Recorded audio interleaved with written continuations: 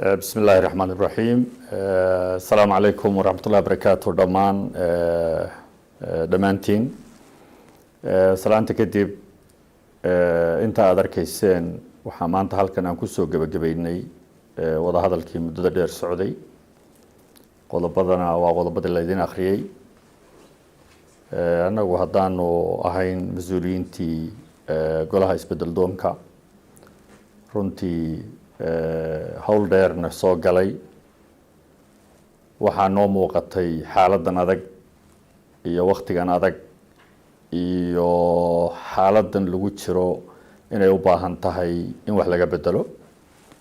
taasoo aan la tashi badan la sameynay dadkii mudnaa in lala sameeyo intaa kadib dadka bulshada ballaadhan ee reer Jubbaland taageerayaasha meel walba jooga caalamka geesihiisa iyo gudihiisa waxaan rabnaa inaan u sheegno inay lagama maarmaan noqotay in khilaafkaas la soo afjaro qodobada aad maqasheen lagu heshiiyo dadku waxaa laga yaabaa inay geesinimada iyo hawlkarnimada u yaqaanaan inuu dagaal lagu jiro laakiin in nabad la qaato la tanaasulo laftirkeedu waxay ka mid tahay go'aan qaadashada iyo mas'uuliyadda sidaas darteed anagu waxaanu qaadanay go'aanka ah anagoo matalayna wakiilka ah bulshada ballaadhan ee reer Jubbaland isbedel doonka ah iyo taageerayaasha faraha badan ee meelo badan kala jooga in khilaafkaasi uu dhamaado Jubbaland mid ah wada shaqeynaysa higsanaysa in ay ka gudubto arrimaha badan ee hor yaalla in ay aanu qayb ka ahaano horseed ka ahaano madaxweyne Axmed Maxamed Islaanna uu sidaa ku hogaamiyo muddada u hadhay taasoo macnaheedu yahay in gacmaha la iswada qabsado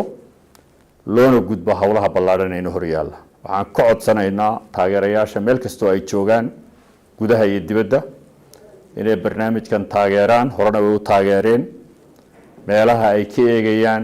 dhaliilaha ay ka eegayaan dulduleelada ay ka eegayaan inay iska daayaan ka eegaan dhinacyo kale u fakaraan sidaasi ka duwan isla mar ahaantaana nala qaataan oo ay garab istaagaan hawshaas loona gudbo Jubbaland oo midaysan oo gacmaha is haysata intaa marka laga gudbo hawshani waa hordhac laakiin shirweynaha ballaadhan ee dib u heshiisiinta ee dadka iyo maxaan ku yiraahdaa bulshada reer Jubbaland ay isugu iman doonto qoraalkana uu ku jiraa haddii alla yiraahdo magaalada Kismaayo ee caasimadda ku meel gaarka ah iyo deegaanada kale ee suuragalka ee reer Jubbaland ayaa lagu qaban doonaa haddii alla yiraahdo isugu iman doona intan kuma eka waxaan rabnaa haddii alla yiraahdo in gacmaha la iswada qabsado la iswada cafiyo wixii dhacay dhinac la iska dhigo taas ayaana midda aynu guusha ku gaari karno haddii alla yiraahdo intaa marka laga gudbo waxaan rabaa inaan halkan laba baaq ka soo jeediyo baaq ku socda dowladda federaalka ah waxaan ugu baaqaynaa dowladda federaalka ah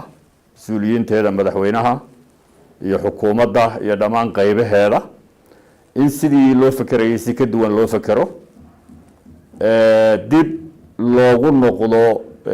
xaaladaha hadda taagan cakirane caalamka oo dhan ka taagan iyadoo la tixgelinayo waxaan rabnaa haddii alla yiraahdo madaxweyne Axmed Maxamed Islaan iyo madaxweyne ku-xigeenkiiba waa fadhiyaan iyo mas'uuliyiintii kale inaan hormuud ka noqono barnaamijka wada hadalka iyo wax ka bedelka xaaladii cakirneyd ee ka dhaxaysay dowladda federaalka iyo dowlad goboleedka Jubbaland taas oo aan rajaynayno inay dhamaan doonto labada dhinacna aanu ka rajaynayno inay la yimaadaan tanaasulaad iyo isbedel ka duwan sidii maxaan ku yiraahdaa hore beesha caalamka iyo dhammaan saaxiibada ama dowlad goboleedyaha noqdaan ama siyaasiyiin Soomaaliyeed ha noqdaan waxaan ka codsanaynaa uguna baaqaynaa inay isgarab taagaan xaaladan heshiiskan Jubbaland khilaafkeedu markii uu soo bilowday bishii August ilaa hadda oo laga joogo inta aan la wada garanayo 8 bilood iyo wax la mid ah cakirnayd way out loo waayay albaab walba uu soo xidhmay caalamka iyo dowladda federaalka iyo cid walibana ay indhaha ka eegeysay in maanta dariiqaas dib u heshiisiinta laga wada shaqeeyo na lagu taageero la garab istaago isla mar ahaantaana laga midho dhaliyo intaas ayaan kusoo gabagabayn lahaa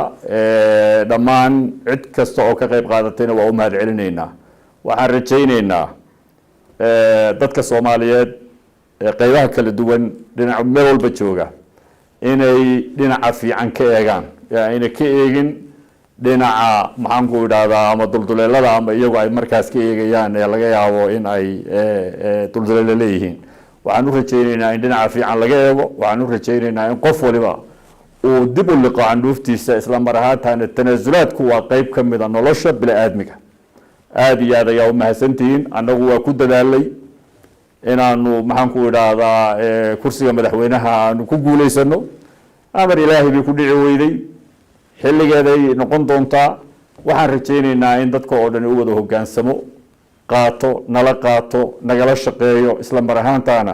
marxaladan marxalad ka fiican oo ama lagu kala wareegi karo ama lagu tartami karo inay soo mari doonto Jubbaland haddii ay leedahay taas aan rabnaa inaan